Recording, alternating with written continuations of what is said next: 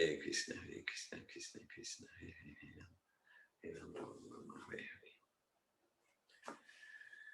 Om Namo Bhagavate Vasudevaya. Om Namo Bhagavate Vasudevaya. Om Namo Bhagavate Vasudevaya. Om Namo Bhagavate Vasudevaya.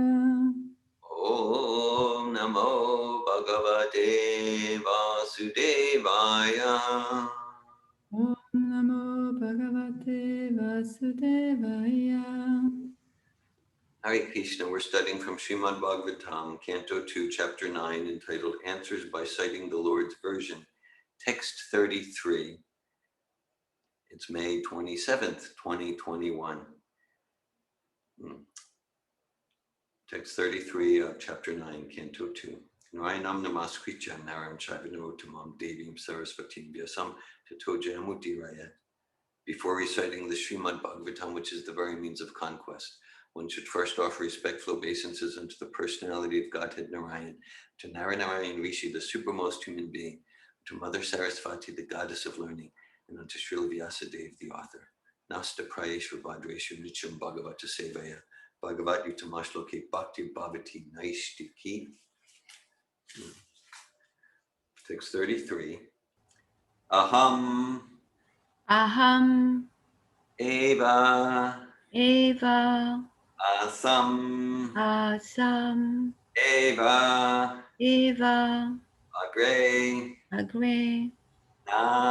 Na Anyat Yat Sat Asat Param Paschat Aham Yat Itat Cha Ya Avashishyeta Sa Asmi Aham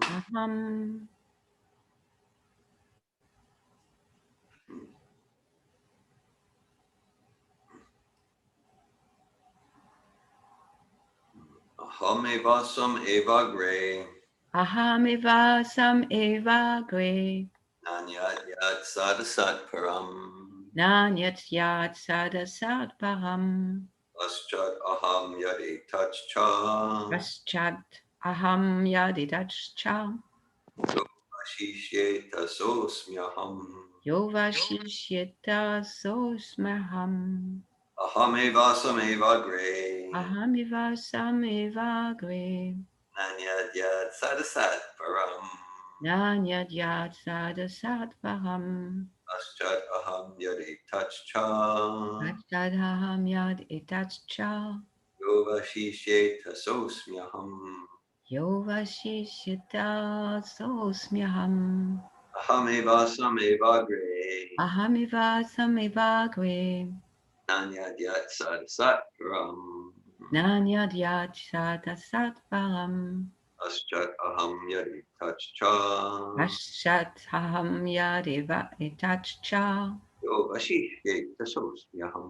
Yovashishyeta Sosmyaham Ahamevasam Eva Gre Nanyat Yat Sadasat Param Paschat Aham Yadi Tachcha Yovashishyeta Sosmyaham Aham Evasam Evagri Nanyat Yatsat Asat Param Paschataham Yad Etachcha Yovashishita Sosmyaham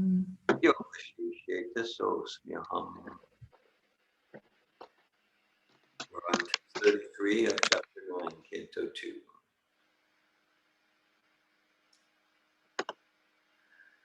Okay, I'll go to the word for word. Aham.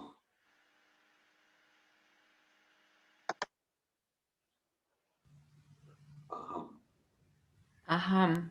I, the personality of Godhead. I is the personality of Godhead. Eva. Eva. Certainly. Certainly. Asam. Assam. Existed. Existed. Eva. Eva. Only. Only. Agre. Agree. Before the creation. Before the creation. Na. Na. Never. Never. Anyat. Anyat. Anything else. Anything else. Yat. Yat. All those. All those. Sat. Sat. The effect. The effect. Asat.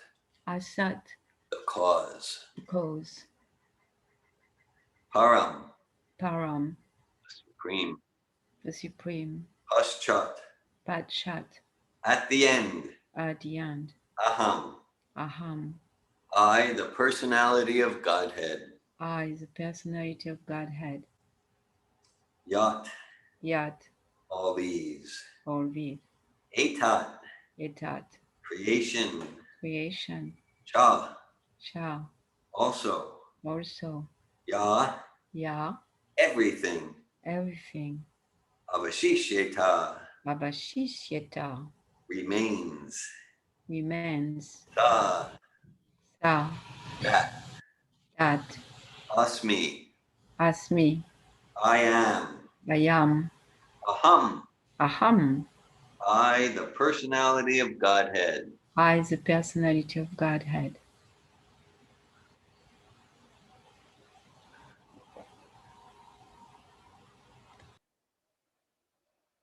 Okay. Translation. Brahma, it is I, the personality of Godhead, who is existing before the creation when there was nothing but myself. Nor was there the material nature, the cause of this creation. That which you see now is also I, the personality of Godhead, and after annihilation, what remains will also be I, the personality of Godhead. Purport by His Divine Grace A.C. Bhaktivedanta Swami Prabhupada. This is Srimad Bhagavatam, Canto 2, Chapter 9, Text 33. We should note very carefully that the personality of Godhead is addressing Lord Brahma and specifying with great emphasis himself, pointing out that it is he, the personality of Godhead, who existed before the creation. It is he only who maintains the creation, and it is he only who remains after the annihilation of the creation. Brahma is also a creation of the Supreme Lord. The impersonalist puts forth the theory of oneness in the sense that Brahma, also being the same principle of I, because he is an emanation from the I, the absolute truth, is identical with the Lord, the principle of I, and that there is nothing more than the principle of I, as explained in this verse. Accepting the argument of the impersonalist, it is to be admitted that the Lord is the creator I, and that the Brahma is the created I. Therefore, there is a difference between the two I's, namely the predominator I and the predominated I. Therefore, there are still two I's, even accepting the argument of the impersonalist. But we must note carefully that these two I's are accepted in the Vedic literature, Kathopanishad, in the sense of quality. The Kathopanishad says, Nityo Nityanam Chaitanas Chaitananam Eko Bahunam Yo Vidadati Kaman. The creator I and the created I are both accepted in the Vedas as qualitatively one because both of them are Nityas and Chaitanas. But the singular I is the creator I, and the created I's are of plural number because there are many I's like Brahma and those generated by Brahma. It is the simple truth. The Father creates or begets a son, and the Son also creates many other sons, and all of them may be one as human beings, but at the same time, from the Father, the Son and the grandsons are all different. The Son cannot take place The son cannot take the place of the father, nor can the grandsons. Simultaneously, the father, the son, and the grandson are one and different also. As human beings, they are one, but as relativities, they are different. Therefore, the relativities of the creator and the created, or the predominator and the predominated, have been differentiated in the Vedas by saying that the predominator I is the feeder of the predominated eyes. And thus there is a vast difference between the two principles of I. In another feature of this verse, no one can deny the personalities of both the Lord and Brahma. Therefore, in the ultimate issue, both the predominator and predominated are persons. This conclusion refutes the conclusion of the impersonalist that in the ultimate issue, everything is impersonal. This impersonal feature stressed by the less intelligent impersonalist school is refuted by pointing out that the predominator I is the absolute truth and that he is a person. The predominated I, Brahma, is also a person, but he is not the absolute. For realization of oneself in spiritual psychology, it may be convenient to assume oneself to be the same principle as the absolute truth, but there is always the difference of the predominated and the predominator, as clearly pointed out here in this verse, which is grossly misused by the impersonalists. Brahma is factually seeing face to face his predominator Lord, who exists in his transcendental eternal form even after the annihilation of the material creation. The form of the Lord as seen by Brahma existed before the creation of Brahma, and the material manifestation with all the ingredients and agents of material creation are also energetic expansions of the Lord. And after the exhibition of the Lord's energy comes to a close, what remains is the same personality of Godhead. Therefore, the form of the Lord exists in all circumstances of creation, maintenance, and annihilation. The Vedic hymns confirm this fact in the statement, Vasudeva va idam agra asina brahmanacha shankara eko narayana asina brahma nishana, etc. Before the creation, there was none except Vasudeva. There was neither Brahma nor Shankara. Only Narayan was there and no one else, neither Brahma nor Ishana.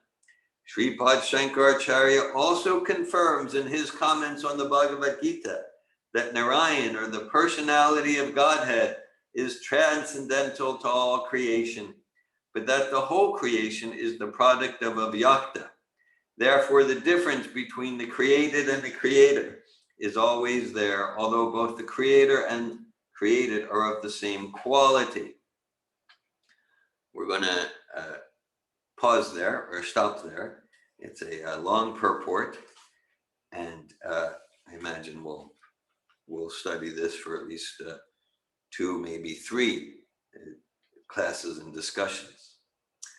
Om Jnanatimirandasya Gyananjana Shalakaya Chakshuranmilitam Yena Tasmai Shri Gurave Namaha Shri Chaitanya Manobishtam Stapitam Yena Bhutale Svayam Rupa Kadamayam Dadati Svapadantikam Vandeham Shri Guru Shri Utapadakamalam Shri Guru and Vaisnavam Cha Shri Rupam Sagrajatam Sahagana Sagat Laita Shri Vishakan Vitams Cha Hey Krishna Karuna Sindhu Dina Bandhu Jagatpate Gopisha Gopika Kanta Radhakanta Namostute Tapta Kanchana Gaurange Radhe Vrindavaneshwari Vishabhanu Sute Devi Pranamami Hari Priye Panchakalpata Yubhyascha Kripa Sindhu Bhyevacha Patitanan Pavanebhyo Vaishnavebhyo Namo Namaha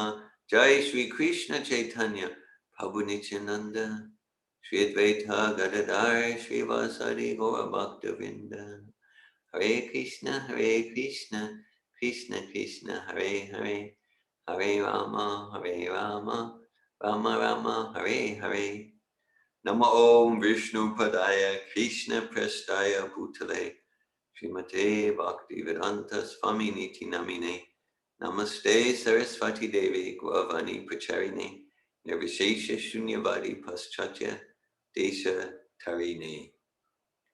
Srimad Bhagavatam, Canto 2, Chapter 9, Text 33. Ahameva sameva gre nanya dyatsa dasat param paschat aham yadetajcha yovashishe tasosmyaham. Brahma, it is I, the personality of Godhead, who is existing before the creation when there was nothing but myself. Nor was there the material nature, the cause of this creation. That which you see now is also I, the personality of Godhead. And after annihilation, what remains will also be I, the personality of Godhead. Hare Krishna. Thanks for joining us in the Srimad Bhagavatam class and discussion. And it's described, Nasta Prayasha Badusha Nicham Bhagavata Sevaya Bhagavat Vitamashlake Bhakti Bhavati Naishtike. By regular attendance in Bhagavatam class and discussion, all that is troublesome to the heart is practically completely destroyed. And loving devotional service to the transcendent Lord, who is praised by the choicest verses of the Vedas, is irrevocably established in the heart. So this is a key process for purification of the heart from gross and subtle material desires, and for the soul to return towards its original consciousness, its original nature, the Srimad Bhagavatam. And so there's 18,000 verses in Srimad Bhagavatam, and this is the first. This is the first of what Prabhupada describes as the 4 seed verses. So text 33 through 36 they're the seed verses of the 18,000. Yes, and so all of the 18,000 verses of Bhagavatam are transcendental and sublime, and there's something distinctive here. And so Krishna is speaking to Brahma here, and he starts with aham evasam evagre. We hear this, especially this first line of this verse, a lot from Prabhupada. Aham evasam evagre. I existed before the creation. I'll continue to exist after the creation. It's reminiscent of the beginning of the Hebrew Bible. Bereshit bara Elohim et aretz ve'et hashamayim. In the beginning, God created heaven and earth, which indicates that God, the personality of Godhead, existed before the creation. He existed before the beginning. He existed not just before heaven and earth, but he exists eternally before the beginning. So it's similar here, and the same here. So Prabhupada's emphasizing in the purport, this aham means I, means a person, and that this is the Achintya Beta Tattva philosophy, that Jivaras Rupohari Krishnera Nichinas, Krishnera Tatashta Shakti Beta Prakash, that we are one in a sense with the absolute. We're the same in some respects, and we're not exactly the same. And we're different from the absolute, just as the sun rays are different from the sun, and we're not completely different. There are similarities. We're persons by saying, like, we seek happiness.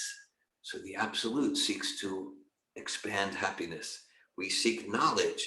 Janma Dhyasa Yata. This is the seed verse. And so the invocation verses of Srimad Bhagavatam, the very first verse starts after Om Namo Bhagavate Vasudevaya Janmadhyasya Yaton Bhayadi Chotasche Sortesh Mabhigeshu Swatini Brahmaridi Adikavi Muyatiyat Surya.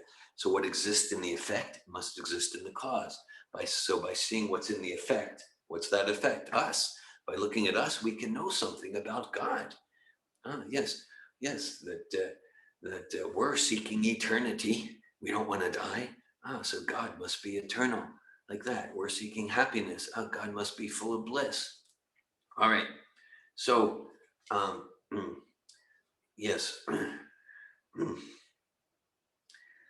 So Prabhupada's emphasizing, so yeah, there's two persons, right? And our nature, Brahma's nature, and our nature is we're a person. Natvevaham jatuna samnatvam namejanadipana chevina bhavishima sarvevayama takparam.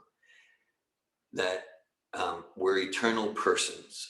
We've always been eternal persons. So just like Krishna existed before the material creation, so too did we as eternal spiritual persons. And just as Krishna will continue to exist after the annihilation of the material creation, so in Vedic cosmology, creation is secular. It's circular. It's not linear. It's not linear.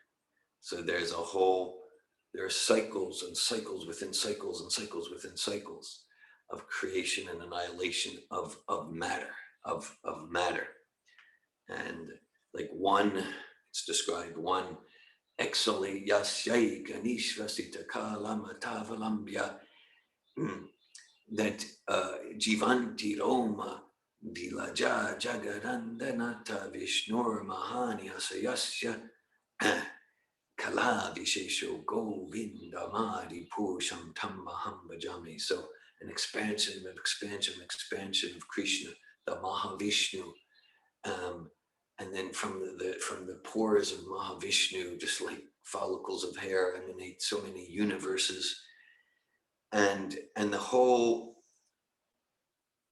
material creation exists for one exhalation of the Mahavishnu, which is calculated very precisely, 311 trillion, 40 billion years.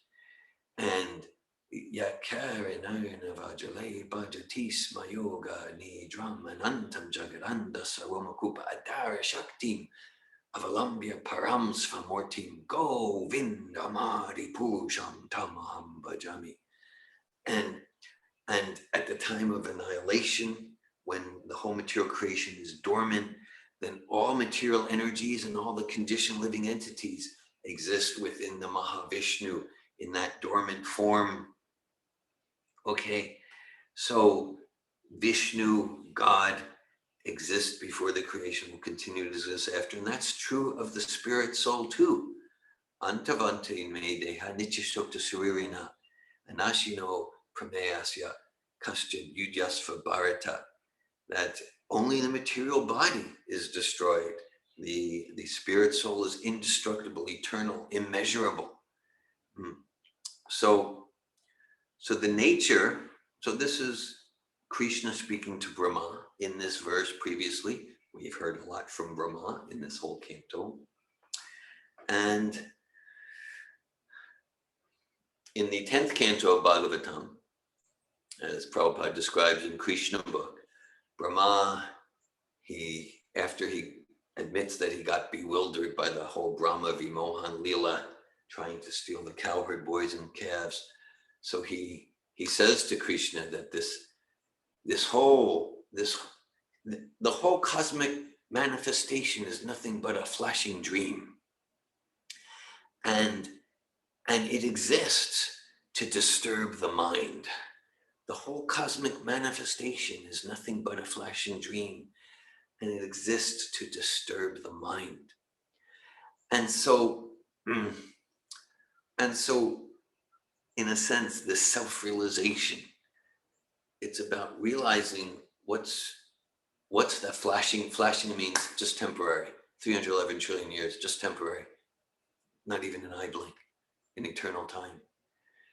To wake up from the dream and to return to our original eternal life. So just like if someone's in a dream, then they might, just like in the flashing dream of the material, the flashing dream of this 60 years, 50, 80 years of this lifetime, right? Oh, there's happiness, there's distress, I'm enjoying, there's this drama, there's like that. Just like someone could be absorbed in a drama in the dream, that, oh, I'm doing well, I'm flying like a bird, I'm enjoying like a king or queen. I'm being chased by a tiger. This is a nightmare. But it's complete. But the mind's completely disturbed and agitated. And so helping someone isn't like trying to go into their dream and play a role in their dreams. Like, wake up to your real life. Oh, my real life. Yeah, that was just a dream. So our real life is Jiva Supoi Krishna and Nichidas. That our real life is not to try to pretend that we are God. Neither is it to try to continue to indulge in the dream of material nature and try to enjoy, doomed to frustration, doomed to always chasing that carrot on the stick. Our real life is we can engage the temporary in the service of the eternal. We can engage the relative in the service of the absolute. To engage the material energy, nasato vijite bhavo nam, nam bhavo vijite satam, ubayor abhijishtam tvas. Tvanyos tattvatarshibhi. Krishna describes in Bhagavad Gita that the wise sages who realize the nature of God's energies realize that that which is temporary has no substantial existence. Okay, whether it's this body, or the Roman Empire, or the United States of America, or this table, material energy has no. The energy is real and eternal, but the forms are temporary. So let's not get attached to enjoying the forms. The root cause of all anxiety is misidentification of the spiritual self with dead matter. The forms are temporary, and how we perceive the energy, that's also illusory. It's a source of misery. And that which actually has substantial existence, for that there's eternality, there's no cessation. So that's the spirit soul. And the spirit soul's activity and immortality, that's devotional service. That's how we wake ourselves up from the dream. That's how we support others to wake up from the dream. Yes, like this. Sometimes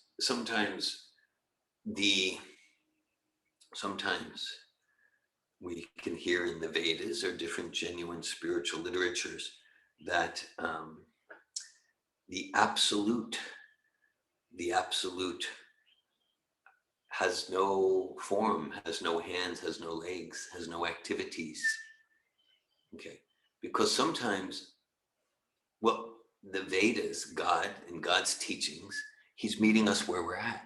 And there's many people who they're like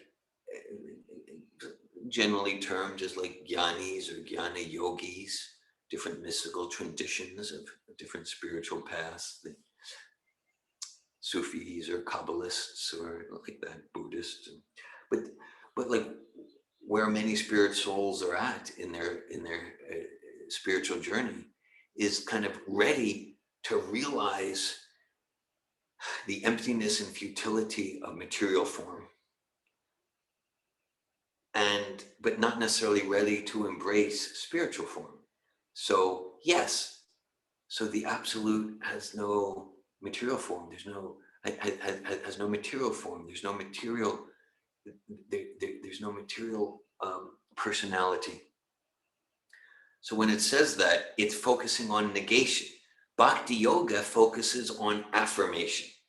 Yes, and affirmation includes the negation, that there is spiritual form, and there's spiritual music, and spiritual personality, and spiritual name, and spiritual activities, and pastimes, and qualities, and realizing the spiritual activities and spiritual form, then naturally we get that the supreme, the absolute, is devoid of material activity and material form and material personality. Now, sometimes it is said, well, once you say form, then you're limiting the absolute. But this is a mistaken conception, because that limits the absolute from possessing spiritual form. To say that the absolute, the supreme, cannot have spiritual form, that's a limitation on the absolute. That's a limitation on the absolute. Okay. So there is spiritual form, and spiritual form is eternally full of bliss and knowledge, and it's unlimited. Unlimited form, yeah, within our material conditioning, we're not going to get that. We get that to the extent that we do bhakti yoga, to the extent that we serve with love and devotion. Or like, if love's not there, then at least we have some, like, I don't feel the love, but with some higher intelligence, we get, this will awaken my love. Nitya Siddha Krishna Prema Sajika Bunoi Shavanani Shudachite Karyudai. Love of Krishna is eternally situated within the hearts of all living entities, and it's naturally awakened through this hearing and chanting process, including hearing Srimad Bhagavatam, Shinvatam Svakata Krishna, Punya Shravana Kirtanam, Vidanta Stoya Bhajani, Vidunoti Saritsatam. Sri Krishna, the personality of Godhead, who is the Paramatma super soul in the hearts of all living entities, and the benefactor of the truthful devotee, personally cleanses desire for material enjoyment from the heart of the devotee who has developed the urge to hear his messages, which are in themselves virtuous when properly heard and chanted. So, okay, so Krishna's indicating here, and this is the first of the 4 seed verses. Krishna's indicating that, okay, so there's this whole other realm of existence outside of the flashing dream. The whole cosmic manifestation is nothing but a flashing dream which disturbs the mind, but we don't need to be disturbed. So Krishna's saying there's this whole other world, and it makes sense that there would be, just like we're spirit souls inside a material body. Right?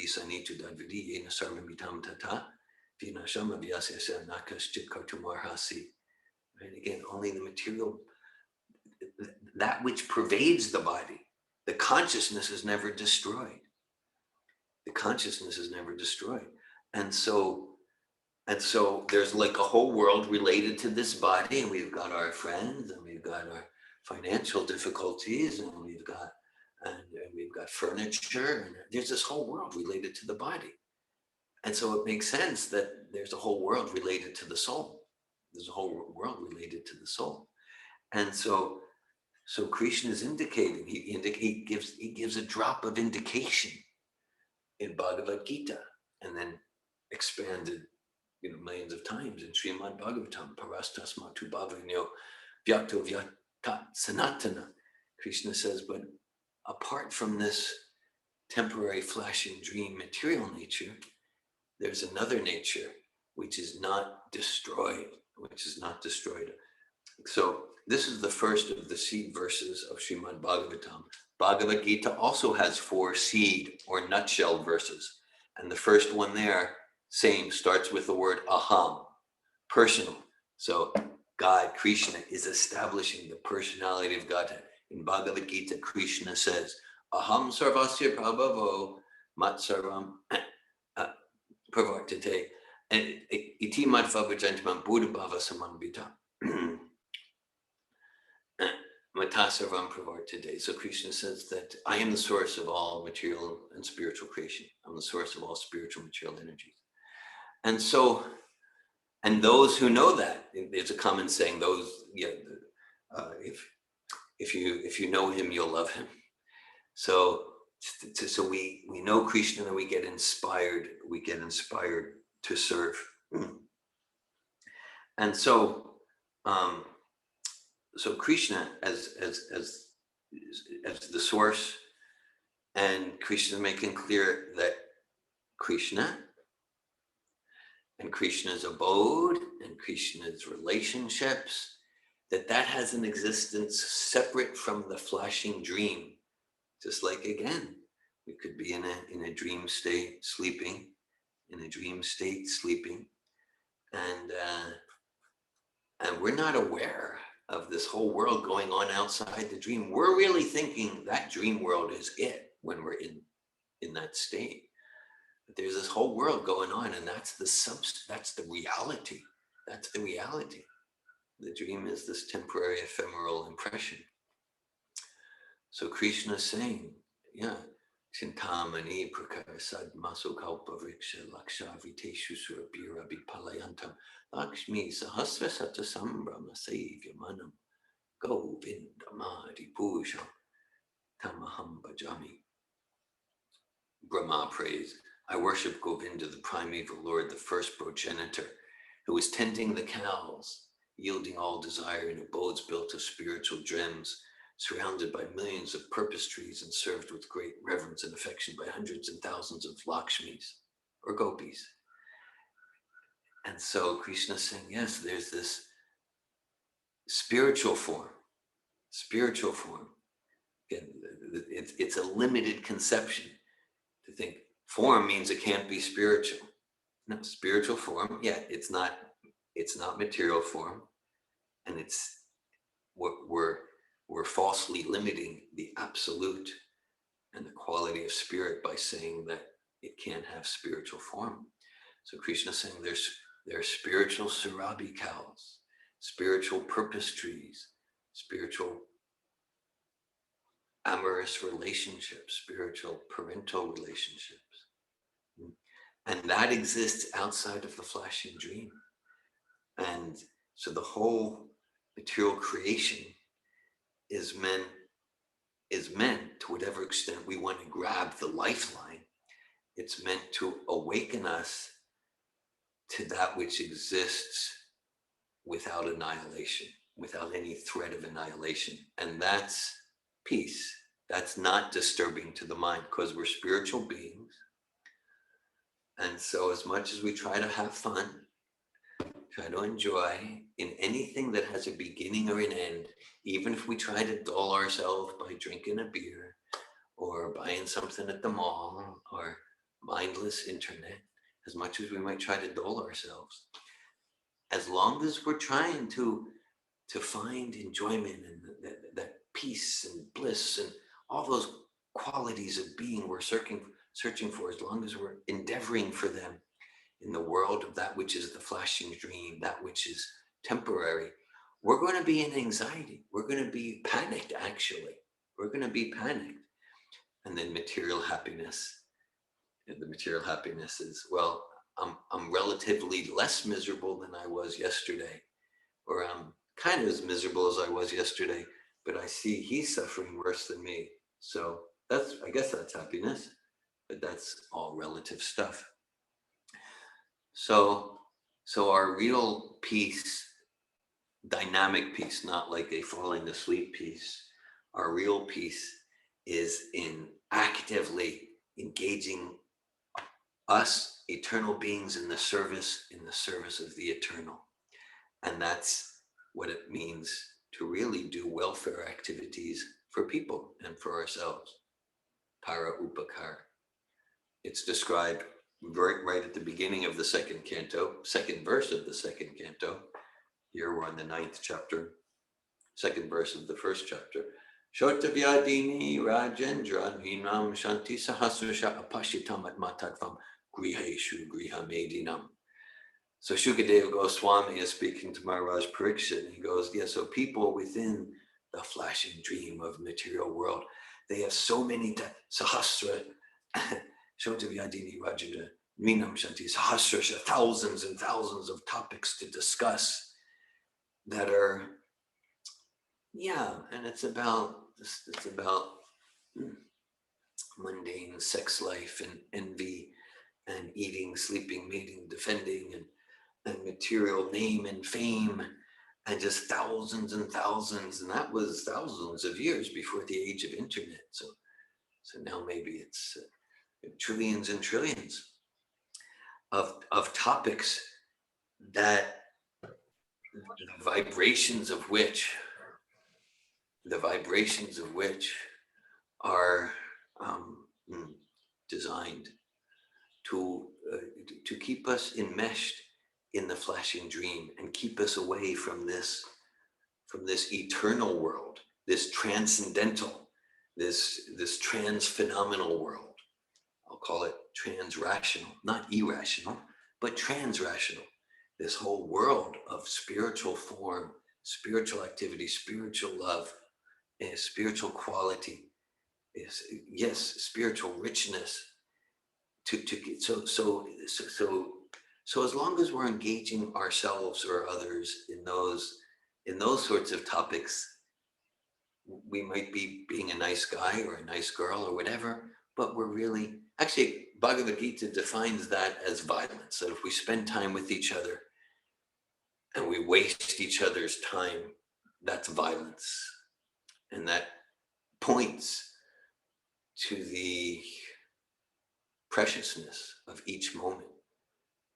It points to the preciousness of each moment. And we're urged by these sages from these ancient wisdom traditions to live with urgency and free ourselves from anxiety. Live with urgency for the actual Vidyavadu Jivanam, for the actual life of the soul, for actual transcendental knowledge. And that's actually how we can be a friend. That's actually how we can be be involved in loving relations, to increase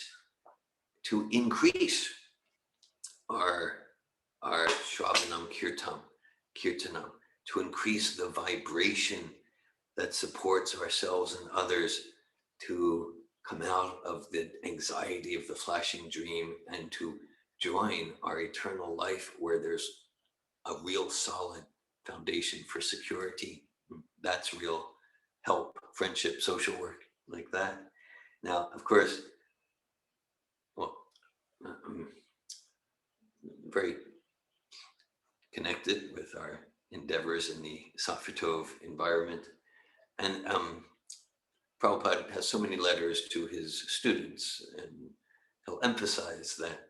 He goes that your maturity, your development in Krishna consciousness is revealed by the extent to which you're effective in sharing these eternal universal principles in such a way that whoever you're speaking to, whether it's one-on-one or a big group, whoever you're speaking to, they get it, they're transformed, that it meets them where they're at, that they respond auspiciously. So Prabhupada's talking about, well, in Sanskrit terms, we might call it super soul connection, Paramatma connection. We could say it's actual empathy, that it's empathy, it's humility, that we cultivate such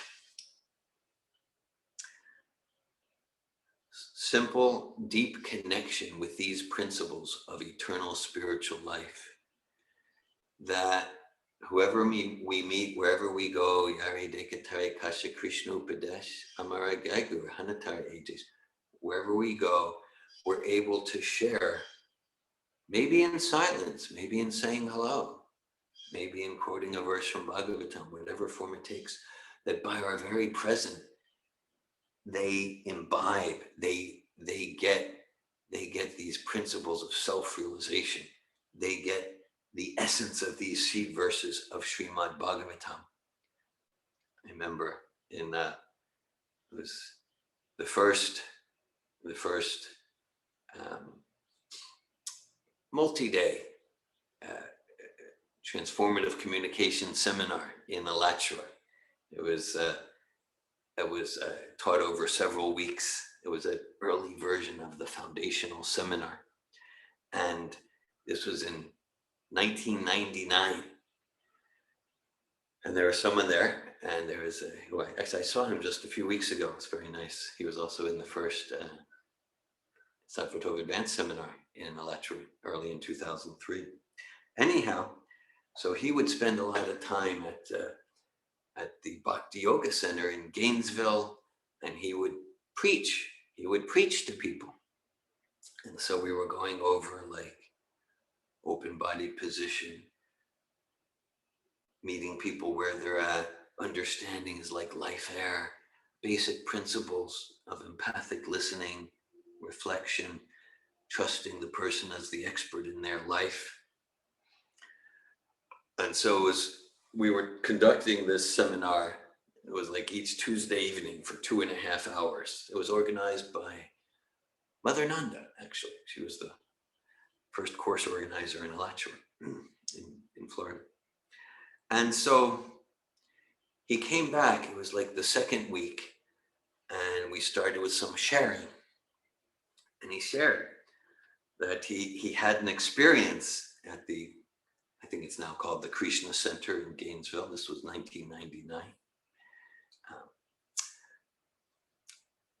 And he shared in the seminar there, it was on Tuesday night, that he was talking to like a college girl, a college student, maybe she was 18, 19, 20 years old. And she was in distress about like her parents weren't going to pay the tuition because her grades weren't so good, and her boyfriend, this and that. She had stuff going on. So he thought, well, I'm in this course. Why not try to use something that I got from that course? So he did something, and he showed understanding of her world, her anxiety and her stress and her fear and her hopes and like that. And then he shared with the group, he said, then something happened that like has practically never happened before. He said, after she felt understood by me, she was really interested in what I had to say. He was shocked because typically he would bang her over the head with a Bhagavatam or Bhagavad Gita. And then when they wouldn't listen, I guess they're just karmis who are not sincere about spiritual life. As the saying goes, people don't care what you know till they know that you care. And a powerful way to show that we care is that we suspend our judgments, what we want to say, and show understanding. And he supported her to experience her experience of pain and anguish and like that. And then naturally she developed trust and she was interested. And then he reported as weeks go on that she became a practicing bhakti yogi. So I guess it would be a bhakti yogini, something like that. So this experience our experience, it's not just like a new age thing, feel your feelings. That the material creation, in experiencing our experience in the material creation, there's powerful message there. There's powerful message in that experience to turn us towards our real life. Whereas if we numb our experience, we might delay getting that message for 10, 20 years, 10, 20,000 lifetimes. There's powerful message in that experience. Okay, so this is, again, the first of the 4 seed verses of Srimad Bhagavatam, Canto 2, Chapter 9, Text 33. Krishna, or we might say Vishnu, that's an interesting question, speaking to Lord Brahma. Ahameva sameva gre nanya dyat sadasat param paschat aham yad etat cha yavashishe tasosmyaham. Brahma, it is I, the personality of Godhead, who was existing before the creation when there was nothing but myself, nor was there the material nature, the cause of this creation. That which you see now is also I, the personality of Godhead, and after annihilation, what remains will also be I, the personality of Godhead. Hare Krishna, thanks for your presence and attention. I welcome any comments or questions.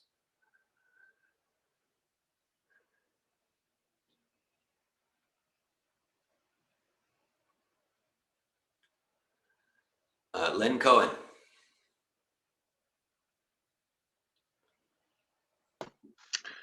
Hi, David. Good morning. Hare Krishna. Hare Krishna. I'm a little reluctant to bring this up, but anyway, it's pretty much important to me and my interests. And I'm just wondering, okay, what it is this.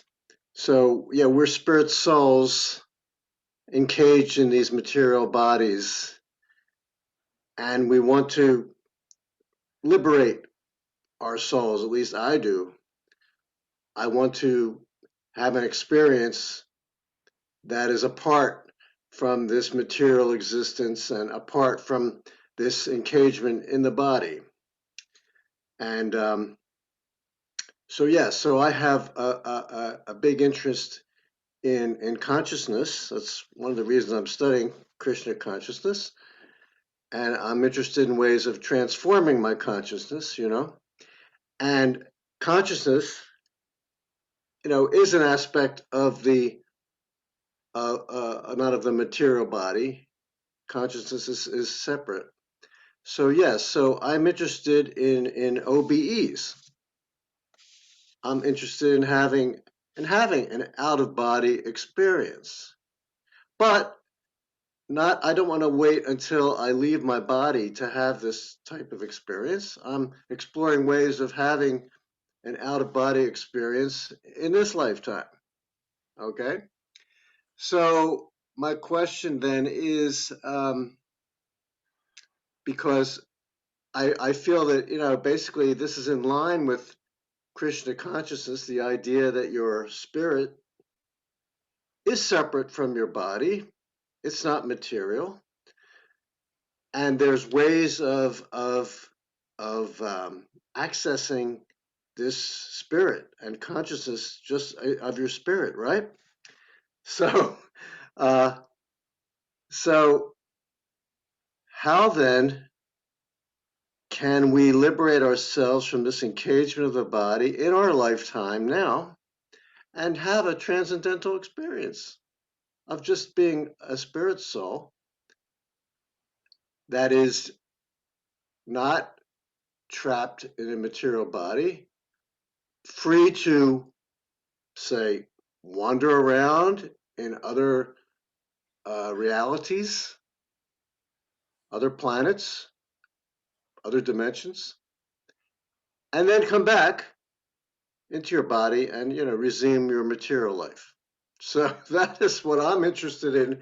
I'm throwing that out there. I don't know. I'm not. I'm wondering. Is this a mystic? Is this a mystic city power that I'm seeking here? Is this one of the mystic cities, or what? Or am I just in some kind of Maya, some kind of false ego thing here that I'm seeking an OBE? So maybe you could set me straight on this interest I have, David. Yeah. Hare Krishna. Thank Thank you. you. Thank you. Thank you. Yeah. Well, like you're what you're saying reveals a particular consciousness, and I believe that Srila Prabhupada, he talks exactly to that consciousness in his first book. Prabhupada's first book is called Easy Journey to Other Planets, and that's his first book. Even before he published Bhagavatam, the first Bhagavatam, well before he published Bhagavad Gita. So that's Prabhupada's first book, Easy Journey to Other Planets. Means like for spirit souls who begin to awaken a bit, like outside of animal life and plant life and just kind of gross sense gratification human life, like, yeah, I wanna go to the stars. I want a mystical experience. And some go to different drugs and hallucinogens and then there's and then the Vedas say so there's process. Yanti deva vrata vedam pichunyati pichrivrata bhutani yanti bhuteja yanti madhyajino pimam. Krishna basically says to go to different realms of the universe, including each planet. There's a particular process, and Krishna says, and the process to come to my planet, this is called bhakti yoga. You serve me with love and devotion, but you want to go to the moon planet. There's a way to do that doesn't involve clunky spacesuits and stuff like that. There's processes, and the Vedas describe. So that's that. It's natural for humans to look at the stars. It's philosophical. Yes, I want that sort of experience. Okay, so in the sense of this Krishna consciousness, it's the ultimate. It's the ultimate stay high forever out of body experience, and without needing to crash. Okay, so we talked about Prabhupada's first book, Easy Journey to Other Planets, from the late 50s, maybe 1960, published it.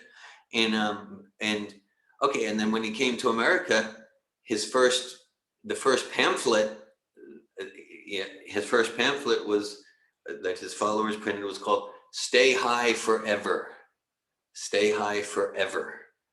And yes, yeah, actually, I just had a talk, I'll say a session with someone, and she's very involved with like plant medicine and stuff like that, and things like that, and she facilitates others and things like that, and you know, so she has these sorts of experiences, and she's tired. She's tired of them because she notices that she'll take people through a thing and like overnight, and they go to so many places and this and that. And she notices that practically the next morning, everyone's putting their masks back on. Not maybe, you know, maybe they got some value, but basically herself or others putting their masks back on. And okay, so this Krishna, so 1966 Stay High Forever pamphlet, because that was the drop out, tune in, and turn on. Yeah. Okay. So then Prabhupada's presenting this Krishna consciousness, this bhakti yoga. Yeah, this is in a grounded way. Stay high forever, and have a steadily increasing experience that I'm not the body. Look, I don't have much realization about Tulen, but I can say to some extent, with some sincerity, I'm practicing. Well, I started chanting in 1983, started chanting 16 rounds per day. And before that, took a lot of prasad, read some Prabhupada's books. Okay, so, you know, so for a few decades, and I can say that, yeah, like I have increasing realization that I'm a spirit soul and I'm not this body. I'm still so attached to the body, I'm so much an illusion. But I can say, this process is effective. I can say from experience. And I also dabbled in different substances in a previous life and this and that. And I, you know, I had experiences. And you know, I would say maybe those experiences supported me to deepen my interest in a true transcendental process. But those experiences in themselves, maybe out of body, whatever you want to call it, you know, they didn't, for me, they didn't provide like lasting anything substantial or enduring. Just the next morning, oh, I have my calculus quiz, I need to show up for it. You know, I'm just stuck in the body again. That was back in my undergrad college days, late 70s, early 80s. So again, I'm just, yeah, thinking that, again, I recently conducted a coaching session with someone. She's very involved with like out of body plant medicine stuff. And I can tell she's a very heart-centered person and spiritual. But she goes like, she wants something where there's no crash, where there's no putting the masks back on afterwards. So this is the ultimate experience, this bhakti yoga, where we're not forced to ever take another body. I mean, it doesn't get better than that as far as OBEs. Yeah. Just to clarify, David, I'm not talking about using plant medicine to have an out-of-body experience. I'm just really talking about being able to do it just through your own mental consciousness, just mentally, without plant medicine, be able to travel to other regions. So I do believe that's possible, and I am exploring that. And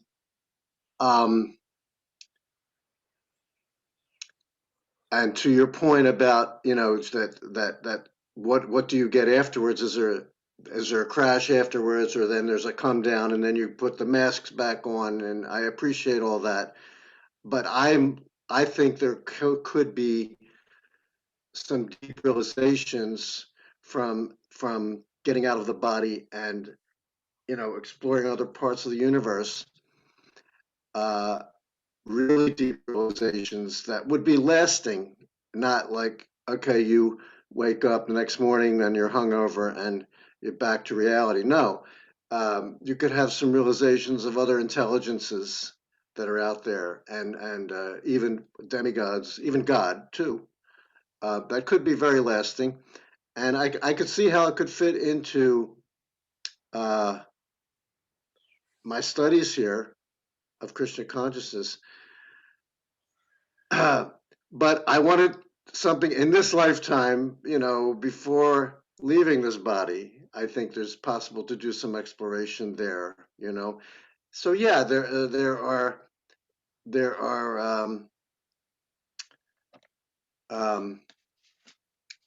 gurus or not gurus, but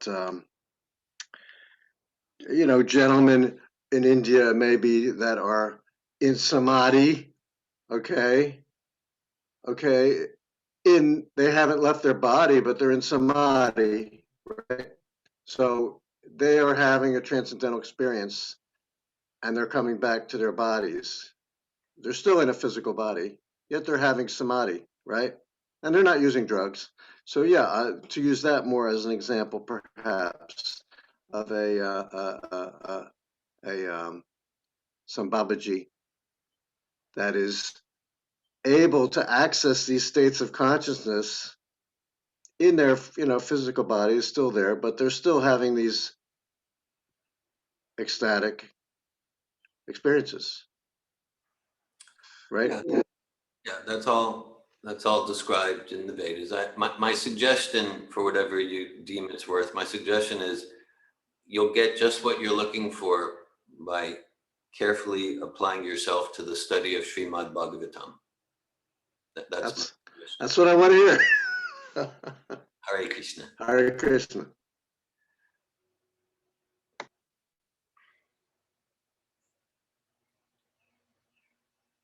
Malini. Hare Krishna. I just have a philosophical question, because this verse, when Krishna says after creation, I myself, is remaining, it could be misunderstood. The first time I read that verse, I thought of the Christian theology of God alone, God alone. And I know you touched on that somewhat, but there is that possibility of if there is no, after creation, there is just God alone sitting in a vastness of the spiritual sky, while it's not that God is ever alone or that he's ever just one. So would you just speak about that? Okay. It's described Eko Bahu Sham, that the one expands into many, Anandam, Anandamayobhyasat, to expand bliss. So, right. So thanks for your question, Malini. So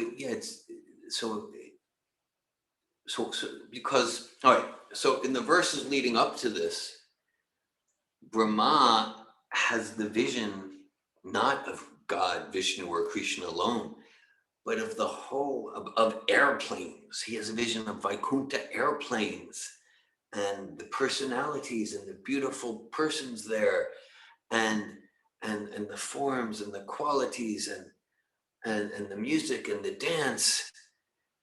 And so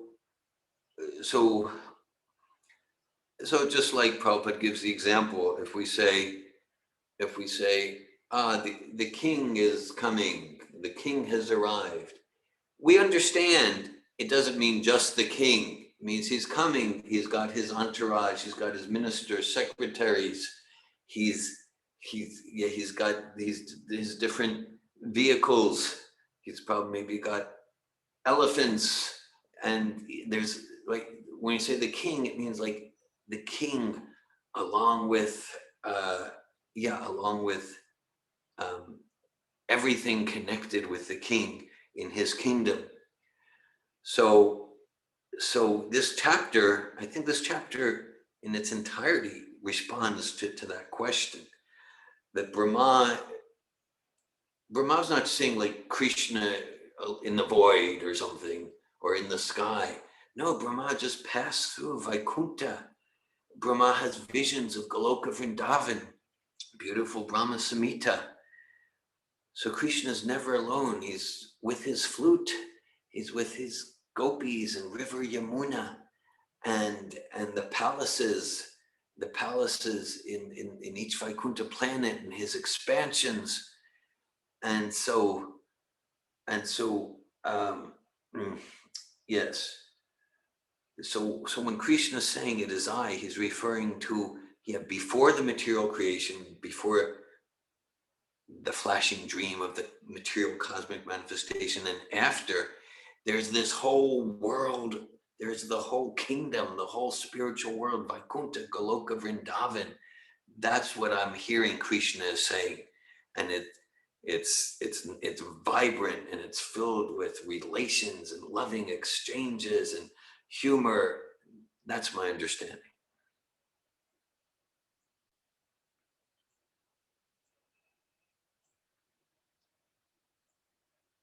Thank you, Melanie. Any other questions, comments, or sharing?